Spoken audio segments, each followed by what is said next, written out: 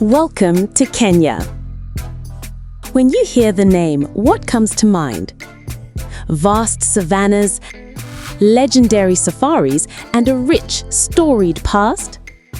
While all of that is true and magnificent, there is another story waiting to be told. This is not just a land of safaris, it's a country of contrasts, energy, and unstoppable evolution. By day, the wild roams free, elephants marching across golden plains, lions ruling untouched landscapes. But when the sun sets, a different Kenya arises. A skyline of ambition lights up the night. Nairobi pulses with life, fast, modern, and unapologetically bold. On the streets, the air is filled with the sound of sizzling grills and laughter. Food isn't just eaten here, it's experienced. Over the next hour, we are moving beyond the postcard to experience the true heartbeat of the nation. Beyond the cities and savannas lies a coastline that feels almost unreal, which is waiting for you to discover. This is a country where ancient traditions meet modern ambition, where nature and innovation exist side by side. If you're new to Africa Revealed, subscribe so you don't miss our new videos. Let's get started.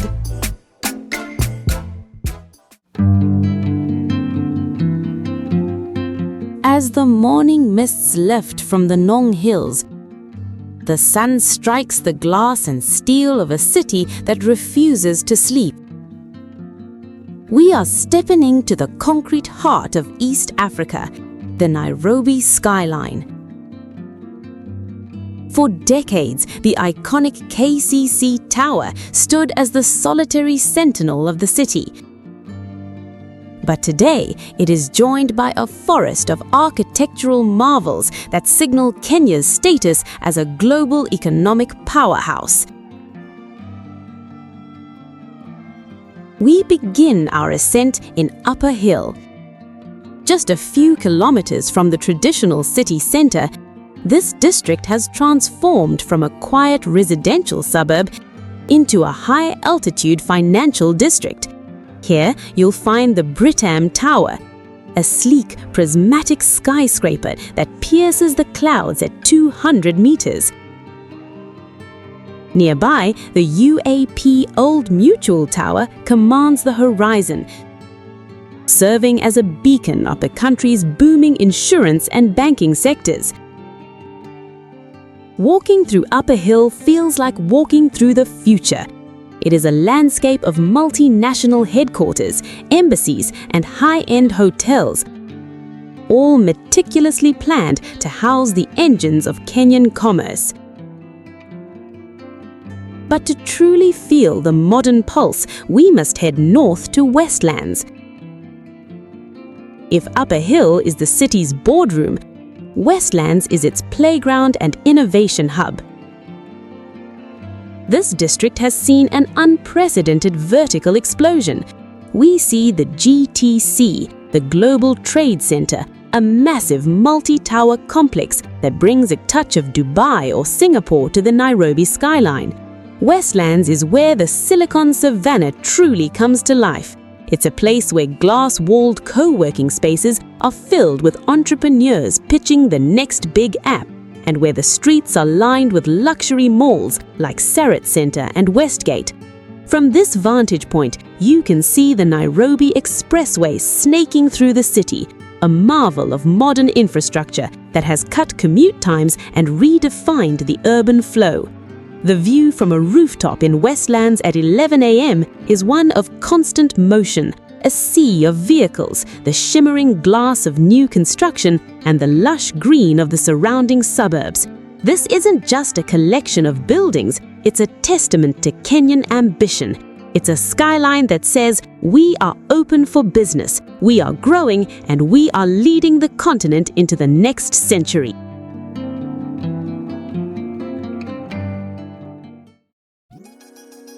Nairobi. Many now call it Africa's Silicon Savannah. At first glance, Nairobi feels like a city constantly in motion.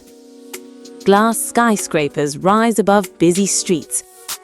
Tech hubs buzz with young innovators. And ideas move just as fast as the traffic below.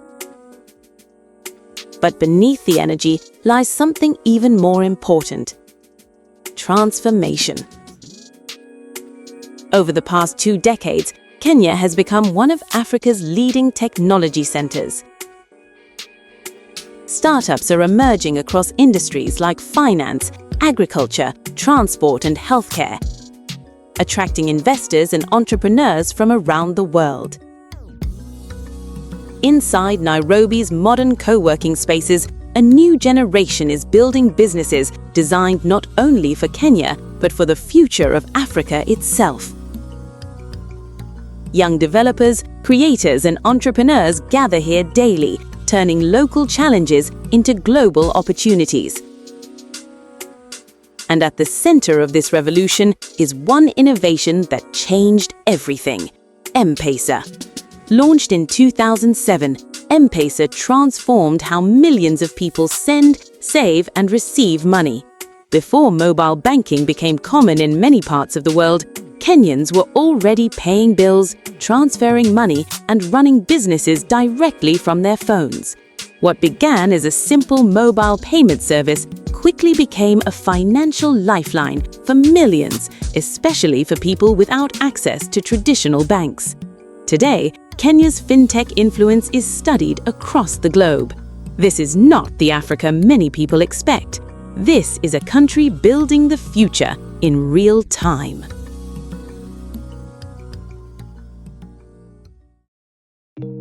To understand the soul of Nairobi, you have to step off the sidewalk and into the street. Here, the city's heartbeat isn't found in a boardroom, but in the roaring engines and booming bass of the Matatu. These aren't just minibuses, they are moving galleries, social clubs, and the lifeblood of the Kenyan capital. A Matatu is a multi-sensory experience. From the outside, they are draped in manyanga, elaborate professional-grade graffiti art. Each bus is a tribute to global and local pop culture. You'll see one decked out in the colors of an English Premier League team, another featuring the face of a hip-hop legend like Nipsey Hussle or Calligraph Jones, and a third celebrating a Netflix blockbuster. The artistry is competitive. Owners spend thousands of dollars on custom body kits, neon LED underglows, and air horns that mimic everything from a ship's whistle to a melodic chime.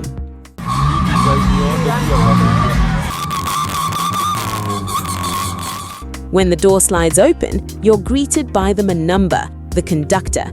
These are the city's ultimate hustlers. Dressed in the latest streetwear, hanging off the side of the moving vehicle with effortless cool, shouting destinations with a rhythmic staccato flair. Step inside and the transformation is complete. Modern Matatus, especially those on the superhighway routes, are tech havens. We're talking about high-speed Wi-Fi, onboard tablets mounted on headrests, and massive flat-screen TVs playing the latest music videos. But it's the sound system that truly defines the experience. Subwoofers hidden under the seats vibrate through your very bones, pumping out the heavy bass of Gengetone or reggae. It's an immersive, high-energy commute that turns a simple trip across town into a party on wheels. Beyond the aesthetics, Matatu culture represents the ingenuity of Kenyan youth. It's an economy of its own, employing thousands of artists, mechanics, drivers, and DJs. It's a subculture where fashion and function collide. In Nairobi, your choice of Matatu is a statement of style. You don't just take the first bus that arrives, you wait for the hottest one on the route. This is more than public transport. It is Kenya's most authentic urban expression, a chaotic, beautiful, and high-tech testament to the city's restless spirit. If Nairobi is the engine of East Africa, the Matatu is the fuel that keeps it running with style.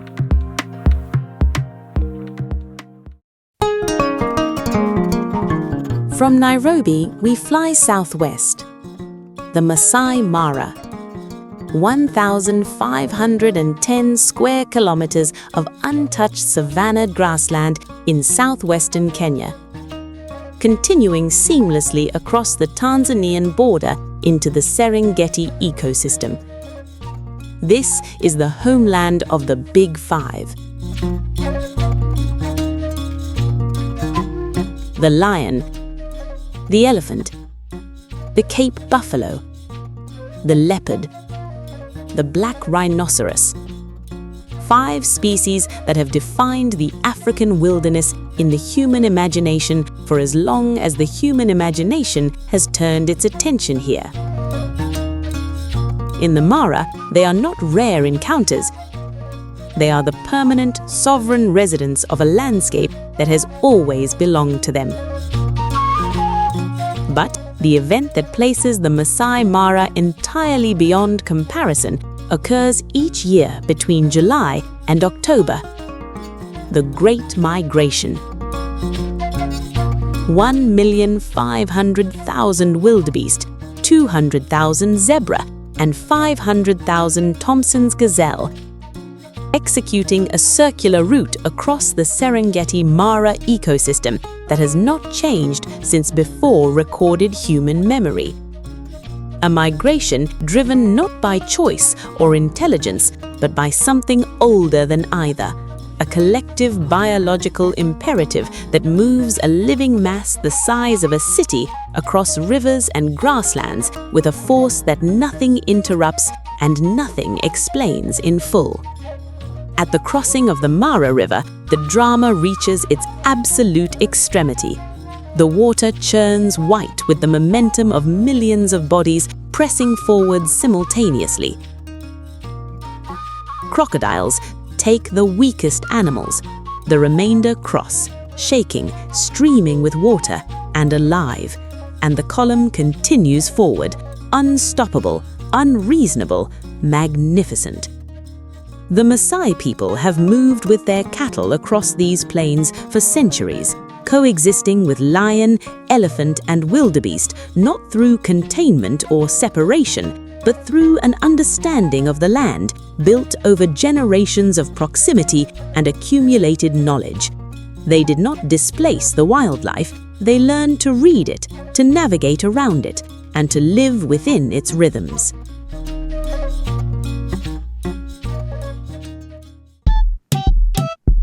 Mombasa, Kenya's second city in population, 1.5 million people, but its oldest in every other measure that matters.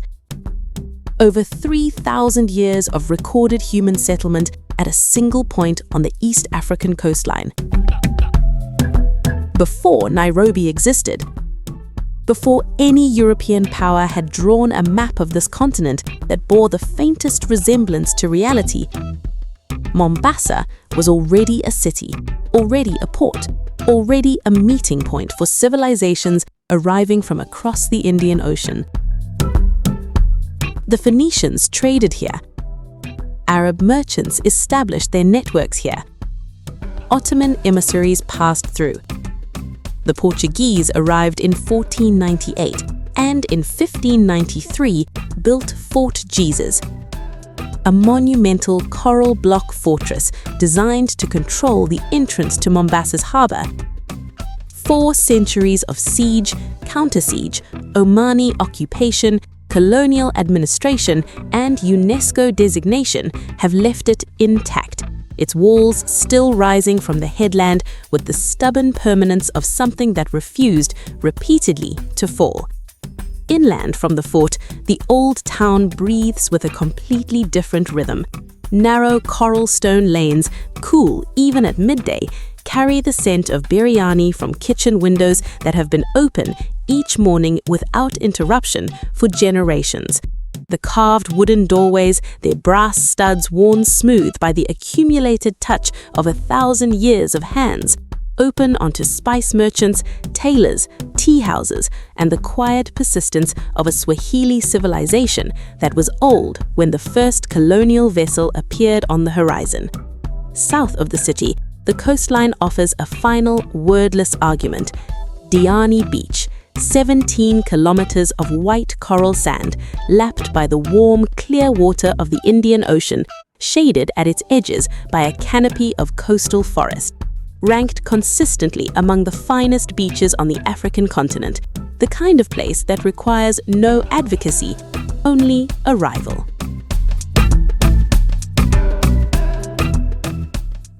Further north along the coast, reachable only by boat or small aircraft, the modern world quietly recedes. There are no motor vehicles on Lamu Island, not because of a policy introduced last year or a tourism initiative seeking to manufacture atmosphere. There have never been motor vehicles on Lamu. The island's lanes, some of them barely wide enough for two people to pass each other sideways, were built for feet, for donkeys, and for the wooden dhow that has been the vessel of this coastline for 1,000 years. The contemporary world has arrived here in the form of mobile phones, satellite dishes, and refrigerators carried by those same donkeys through those same lanes. The architecture, however, has not moved. Lamu's old town has been a UNESCO World Heritage Site since 2001. Recognized as the oldest and best preserved Swahili settlement in East Africa, and among the finest surviving examples of Swahili urban architecture anywhere on the continent. But the designation merely formalized what the town itself has always known. Over 700 years of uninterrupted Swahili civilization have been lived within these walls. The architecture speaks several languages simultaneously. The overhanging upper floors and inner courtyards are Omani Arabic in their logic. The carved doorway surrounds draw on Indian Gujarati ornamental tradition. The coral block construction is indigenous to the Swahili coast itself, cut from the reef and shaped by hands that understood precisely how the material would age in saltwater air. None of these elements arrived as imposition. All of them arrived as trade, as the natural accumulation of a port city that was open for centuries to anyone who came in peace and with something worth exchanging. Each year, the Lamu Cultural Festival returns this ancient waterfront to full and vivid life.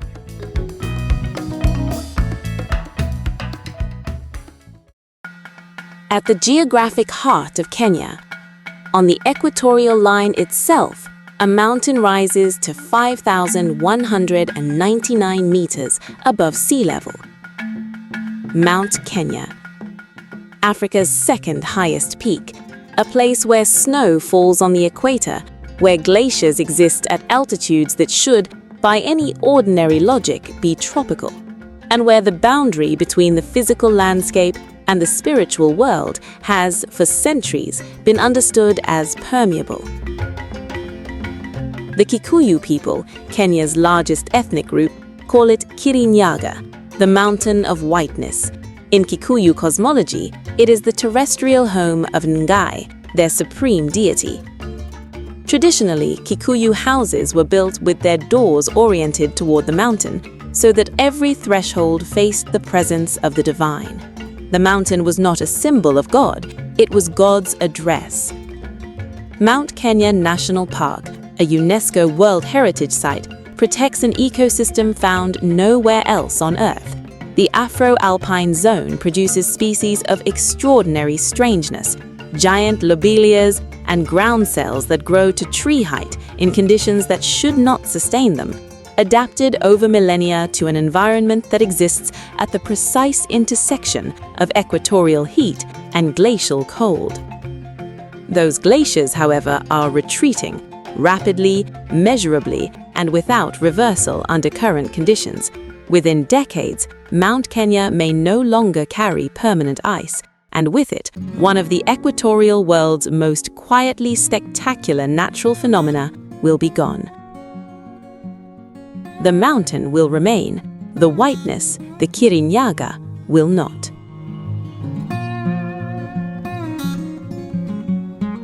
Beneath Kenya, the earth itself is coming apart.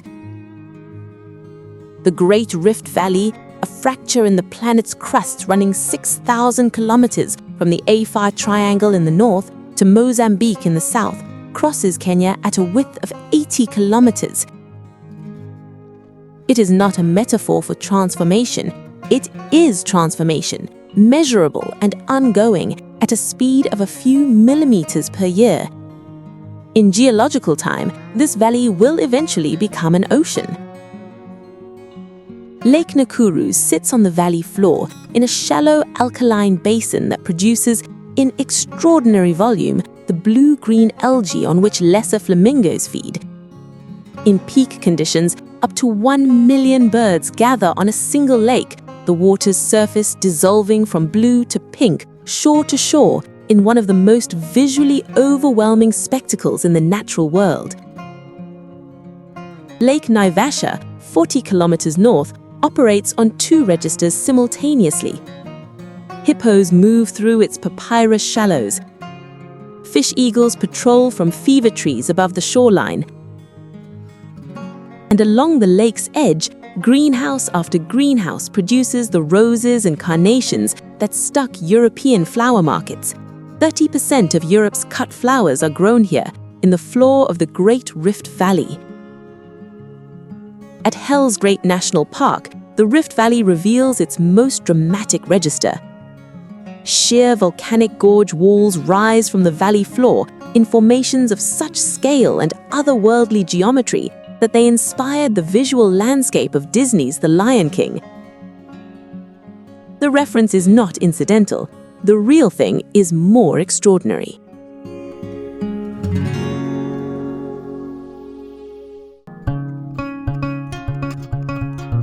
Kenya is not one people. It is 47 peoples, 47 officially recognized ethnic communities, sharing a national territory, a flag, a currency, and a constitution, while simultaneously maintaining cultural identities of extraordinary distinctness and depth. Over 68 languages are spoken within Kenya's borders. More cultural traditions, musical styles, culinary heritages, and spiritual practices coexist within this single national space than in many entire regions of the world.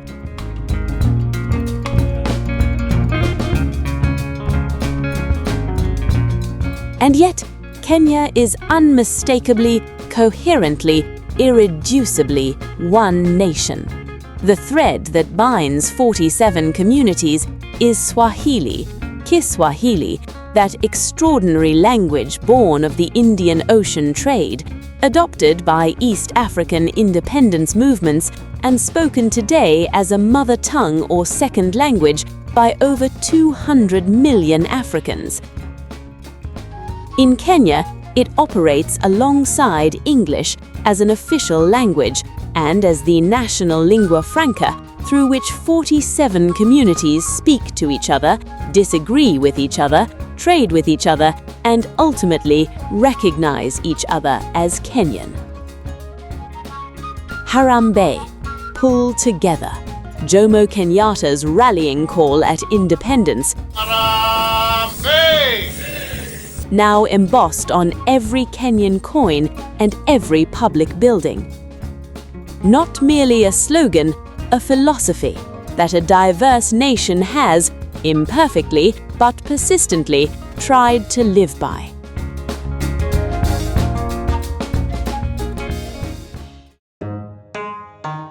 Among the 47, one community has become, for better and worse, Kenya's most recognizable face to the outside world.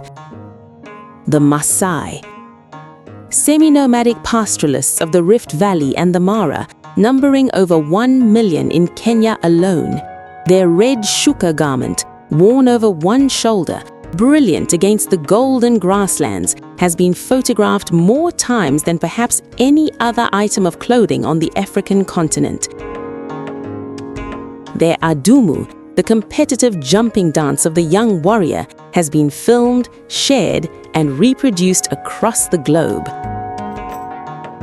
But the Maasai are not a spectacle. They are a civilization. Maasai women are master beadworkers, whose geometric patterns are not decorative but communicative. Age, marital status, clan and community membership encoded in the color sequences of every necklace and earring.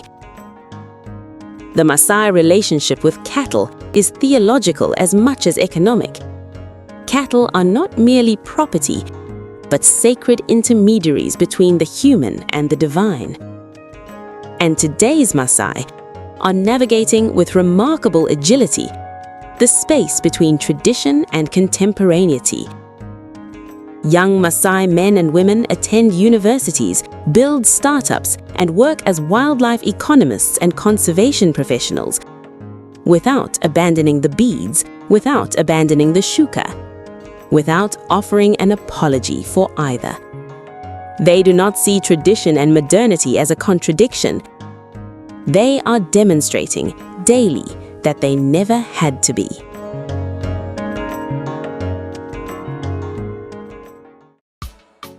No portrait of Kenya's cultural identity is complete without its music. Music in Kenya is not entertainment, it is testimony. It is political record, it is social architecture. Benga, Kenya's foundational popular music genre, was born in the Luo community of Western Kenya in the 1940s. Built on the nyatiti, a traditional lyre-like stringed instrument, and eventually electrified into a bright, rhythmically dense guitar sound, Benga became the soundtrack of Kenyan independence. It carried in its rhythms the joy of liberation and the complexity of the nation-building project that followed, political and personal at once. 8 decades later, a new generation of Nairobians invented their own genre, Gengetone.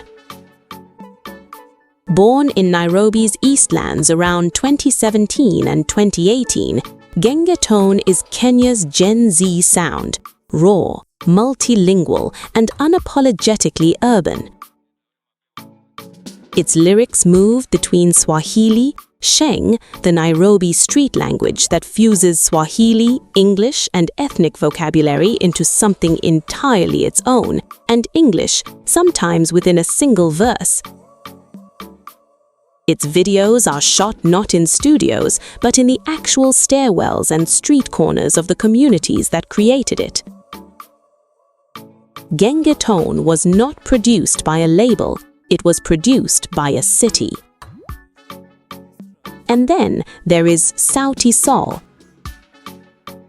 Nairobi's most globally recognized musical export, a 4-member Afro-pop group formed at the Nairobi School in 2005, whose music weaves Kenyan languages, East African rhythmic traditions, and contemporary production into a sound that has accumulated hundreds of millions of streams worldwide, earned Grammy and MOBO nominations, and been celebrated across the African continent and beyond. Sauti Sol are proof that Kenya's musical voice needed no borrowing from elsewhere. It was always sufficient.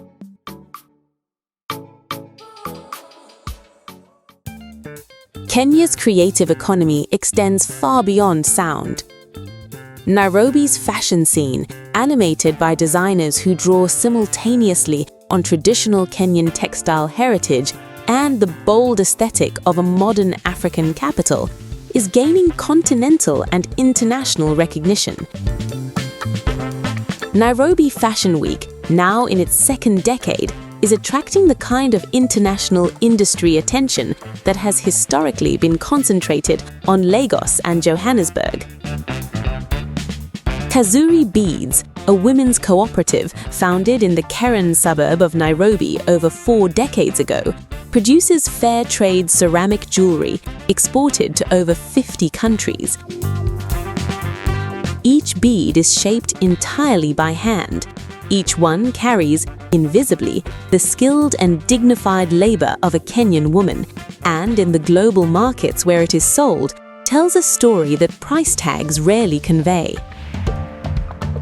Kenya's visual arts and film sectors are similarly in motion. The Nairobi International Film Festival brings together East African cinema in a space that is growing in ambition and in audience.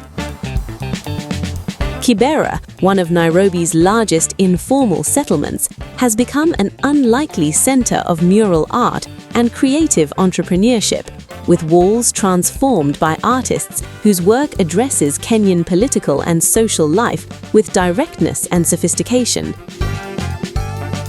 The creative economy is not a footnote to Kenya's development story. It is one of its leading chapters.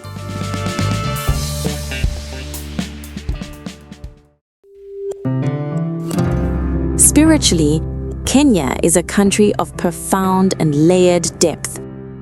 Over 85% of the population identifies as Christian, with a vibrancy of worship, gospel music, communal celebration, the church as both spiritual and social institution that is woven deeply into the texture of public life. Along the Swahili coast, Islam has been present for over 1,000 years. Its call to prayer a fixed rhythm in the daily life of Mombasa, Lamu, and Malindi. And beneath both of these traditions, indigenous spiritual practices persist with quiet and determined resilience. The Kikuyu relationship with Kirinyaga, the Maasai invocation of Enkai during cattle blessing ceremonies, the Luo rituals at the shores of Lake Victoria, connecting living communities to ancestral memory. Kenya's spiritual life is not a single note. It is a chord, complex, layered, and in its best moments, unexpectedly beautiful.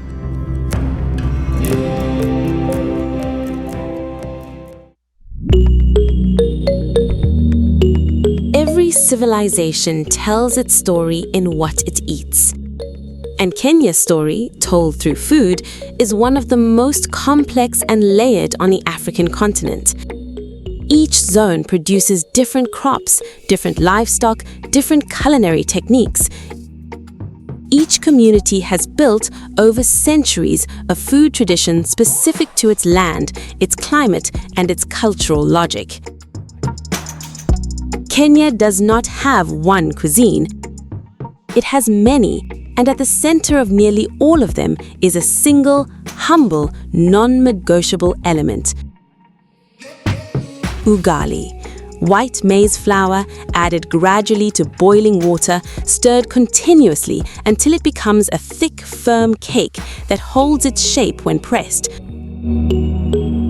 No salt, no spice, no embellishment, pure sustenance, and, to Kenyan taste, pure pleasure. Ugali is not the food of any particular class or community. It is the food of everyone. From the farm worker's lunchbox in the Rift Valley to the table in a Nairobi home where the father is a surgeon and the mother is a software engineer, Ugali appears, reliably and reassuringly, at the center of the meal. It is not merely food, it is familiarity, it is home.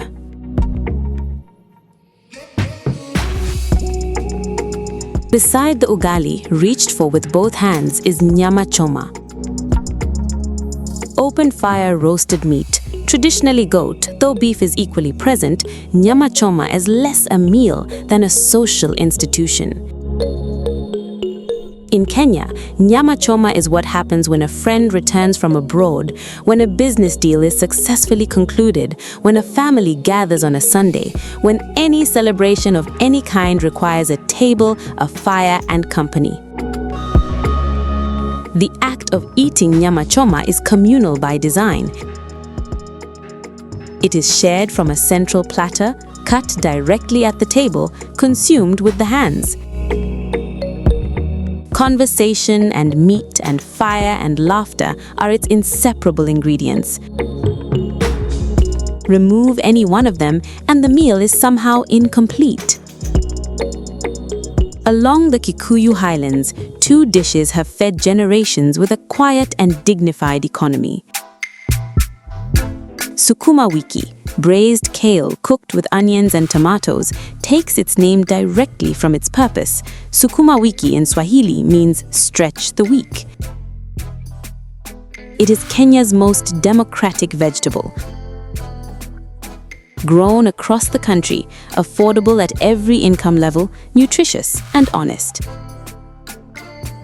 Its name acknowledges openly what food must sometimes do, not celebrate abundance, but make goodness last until the next pay cycle. And githeri, the ancient marriage of boiled maize and beans, has sustained millions of Kenyans from the Kikuyu Central Highlands to the Western Lake Shores for generations. Direct, sustaining, and indestructible in its cultural currency. In 2017, a Kenyan man was photographed eating githeri from a plastic container while standing immovably in a long voter registration queue. The image spread across the African continent within hours.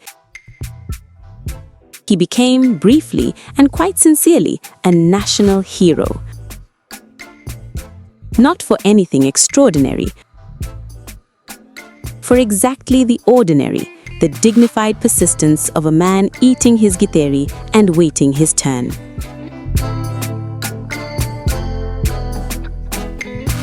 But it is when we reach the Indian Ocean coast that Kenya's cuisine transforms into something of an entirely different register. 1,000 years of trade have left the Swahili coast with a table unlike any other in Africa.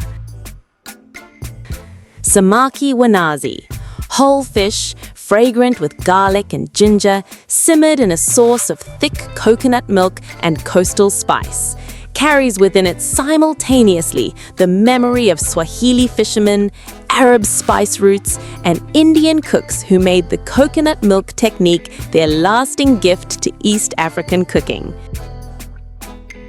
It is a dish that tastes like the history of the Indian Ocean, which is precisely what it is. Biryani wa pwani, coastal biryani, slow-cooked with coconut milk and a spice palette of cardamom, cinnamon, cloves, and coriander, is denser, slower, and more aromatic than its South Asian cousins. It is a dish that requires a full day to make with proper care, which is why it is made for occasions worth the investment of a full day. And for breakfast, from Mombasa to Nairobi, from the fisherman's shore to the city apartment, the day often begins with mandazi. Lightly sweetened fried dough, flavored with cardamom and coconut milk, golden and hollow and hot from the oil. Eaten with spiced chai, black tea brewed with ginger, cardamom, and cinnamon, served with milk, sweet and fierce and warming. This is how millions of Kenyans begin their mornings. Not with ceremony, but with a pleasure so familiar it has become invisible, the way the best rituals always do. Above Nairobi, in the altitude-blessed highlands of Kirinyaga, Nyeri, and Murang'a, grows one of the world's most coveted agricultural products, Kenya AA coffee. Double fermented on the slopes of Mount Kenya, washed in the cold, clear water of highland streams, dried on raised African beds under an equatorial sun, Kenya AA regularly scores among the world's top specialty coffees, bright, layered and acidic in the most desirable and complex sense, with fruit notes that distinguish it immediately, unmistakably from any other origin. For most of Kenya's history, this extraordinary coffee was exported. The finest beans left the country and were celebrated in London, Copenhagen and Tokyo, while Kenyans themselves were served instant coffee from a jar. That is changing. A new generation of Kenyan baristas, roasters and cafe owners is claiming Kenya's own coffee as part of Kenya's own table. Felix Oluma, the 2025 Kenya Barista Champion, represents a generation that looked at the world's finest coffee growing in their own backyard and made a simple, overdue declaration. This belongs here first. Kenya does not only feed the world's tables, it adorns them. Lake Naivasha, in the heart of the Great Rift Valley, is ringed by one of the world's most improbable agricultural industries. Rose farms, carnation greenhouses, stretching along the lakeshore for kilometers, filling refrigerated cargo holds with fresh-cut flowers for markets in Amsterdam, London and Berlin. Kenya supplies 30% of Europe's cut flowers. In February, when the continent's florists exhaust their domestic supply, Kenya steps in. The roses on European tables on Valentine's Day are in overwhelming proportion grown beside a Kenyan lake. The love, it turns out, is partly Kenyan.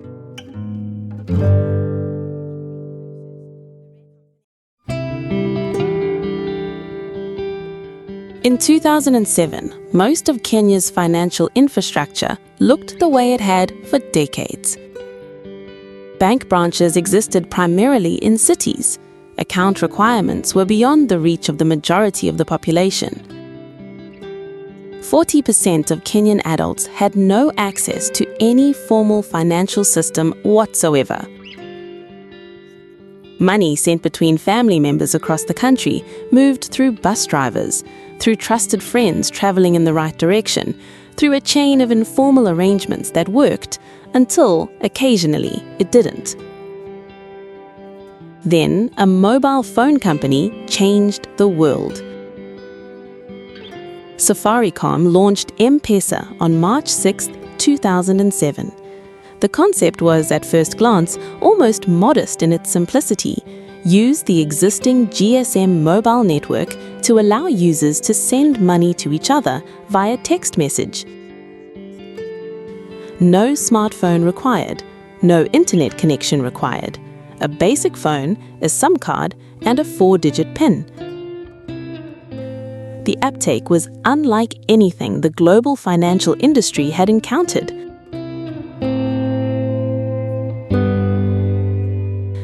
Within 2 years, more Kenyans were using M-Pesa than had ever held a bank account in the country's history.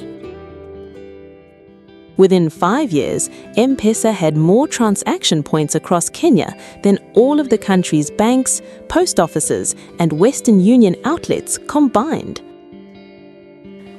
Today, M-Pesa serves over 51 million users across 7 countries.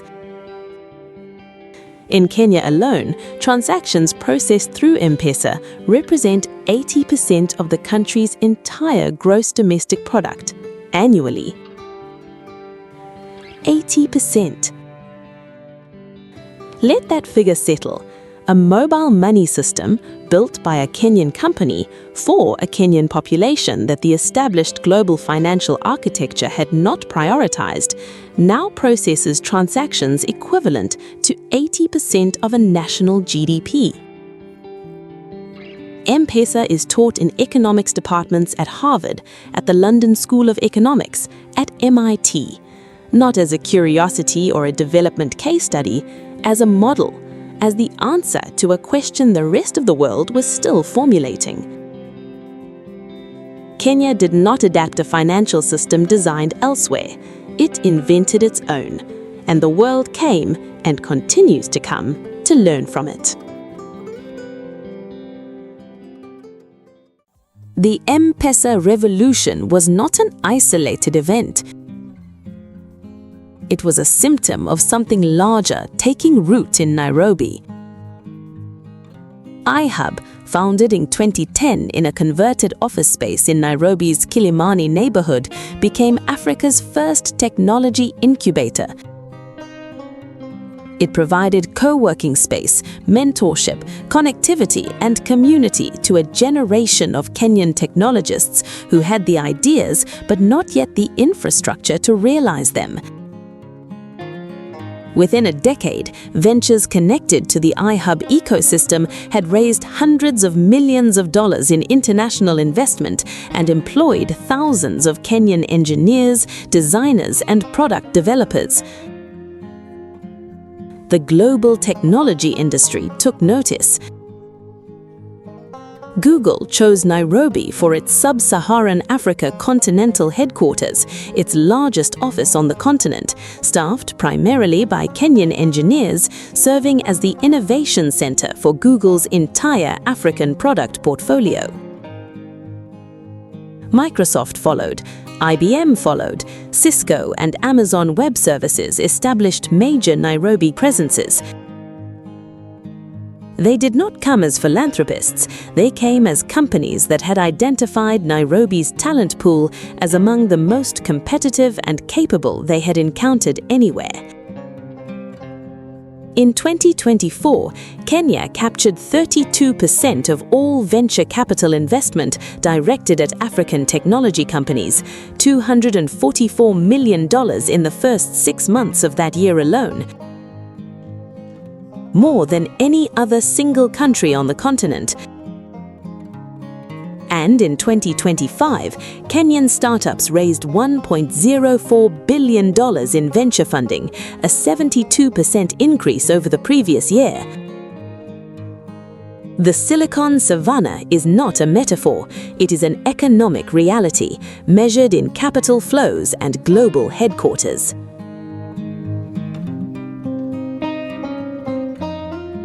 But Kenya's most important technology contribution may ultimately be measured not in dollars raised, but in problems solved. Ushahidi, Swahili for testimony, was born during Kenya's 2007 post-election crisis, when a group of Kenyan software developers built in 72 hours a platform that allowed ordinary citizens to report incidents via SMS and map them in real time. What began as an emergency tool is now used in disaster response, election monitoring, and crisis management across more than 30 countries, including during the Haiti earthquake, the Syrian refugee crisis, and the Ukrainian conflict. M-Pesa Solar provides clean energy to rural households across East Africa. Not through a conventional purchase model, which would be inaccessible for most, but through a pay-as-you-do system using mobile money in daily installments as small as a few Kenyan shillings. Over 3 million homes are now powered by M-Pesa systems. 3 million families who cook, who study, who run small businesses by electric light rather than kerosene fumes. The technology is Kenyan. The impact is continental. And 64 kilometers south of Nairobi, on a plateau of former Savannah land, something unprecedented is under construction. Konza Technopolis. Kenya's purpose-built smart city, designed from first principles to serve as Africa's digital capital. 150 square kilometers of planned urban development, incorporating world-class research facilities, technology campuses, business parks, and residential communities, connected from the ground up with high-speed fiber optic infrastructure. Konza is not a concept paper. It is a construction site. It is a statement about what Kenya intends to be and about the seriousness with which it intends to be it.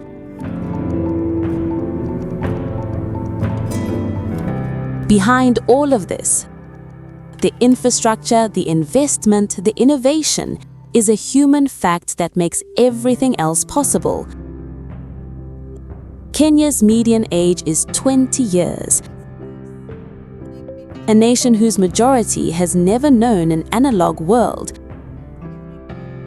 A generation whose first instinct when confronted with a problem is to ask, can this be made more efficient by a network, by data, by a platform? Strathmore University and the University of Nairobi produce engineering and computer science graduates at scale, feeding directly into a domestic tech ecosystem with the depth and ambition to absorb them. The Kenyan government's digital superhighway initiative, connecting all 47 counties with high-speed fiber optic infrastructure, is among the most ambitious national telecommunications programs on the African continent. Not a promise issued and forgotten, a project with measurable, advancing, documented progress. Kenya is not watching the digital economy unfold elsewhere and hoping to catch up. It is building the digital economy here, now, and inviting the world to pay attention.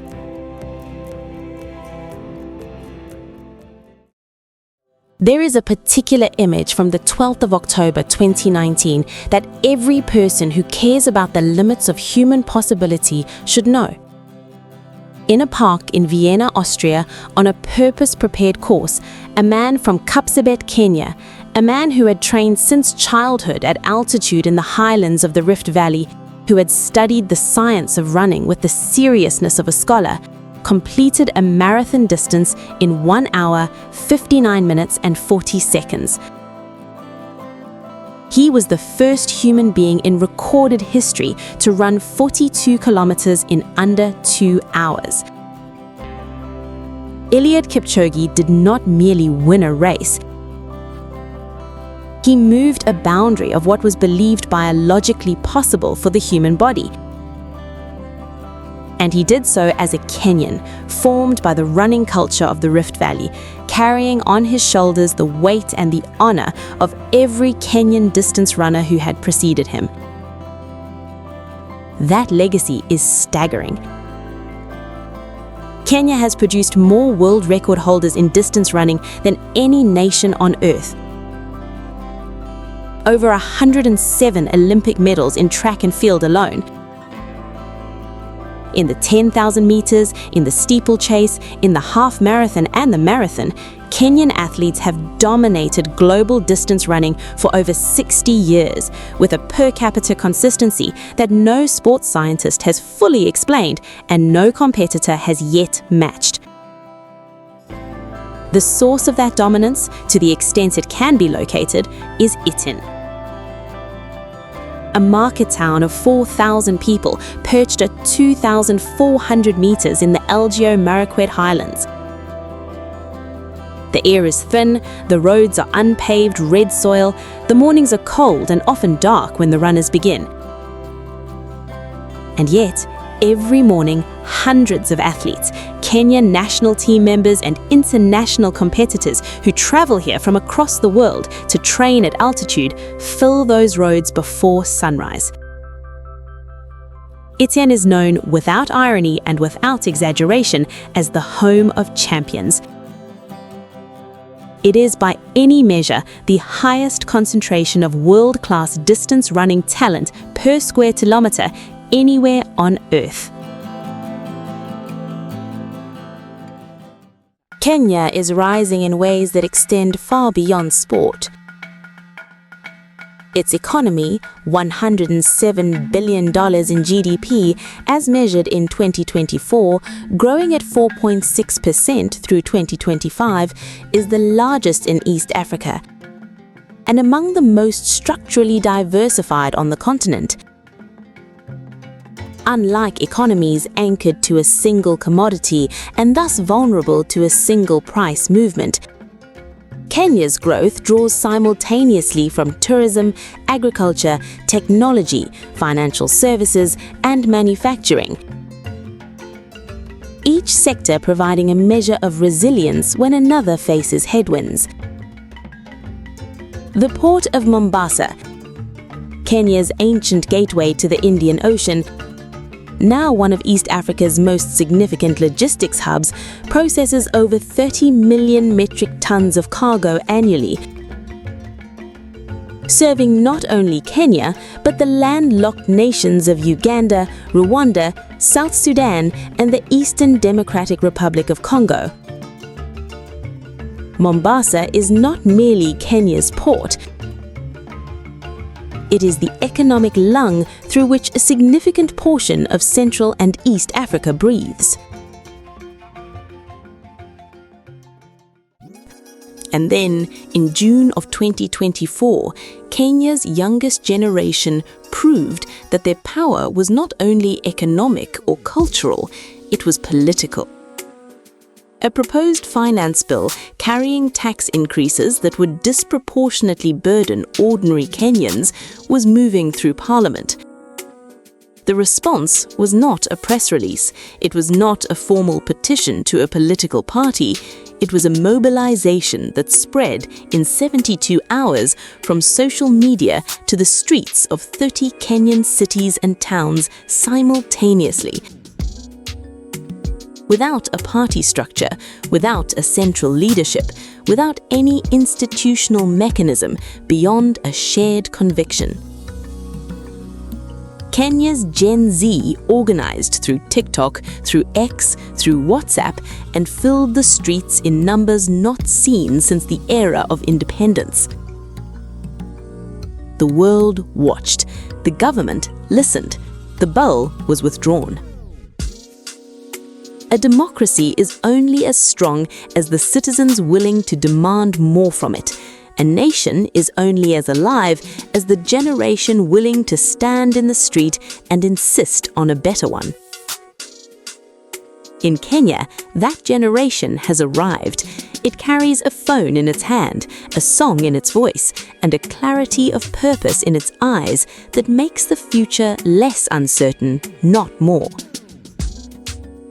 From the first footsteps of Homo habilis on the shore of Lake Turkana 2,400,000 years ago to the startup campuses of the Silicon Savannah, from the dhow-filled harbour of Lamu, unchanging across 7 centuries, to the marathon finish lines of Vienna, from the Maasai jumping dance at dusk over the Mara to the Gengetone beat ringing through Nairobi's Eastlands at midnight, from Ugali pressed between warm hands at a family table to Kenya AA coffee, finally and deservedly celebrated in Kenya's own cafes. Kenya is not a single story. It is a civilization in motion. And this Africa, this Kenya, does not erase its challenges. It carries them honestly, as every living nation must.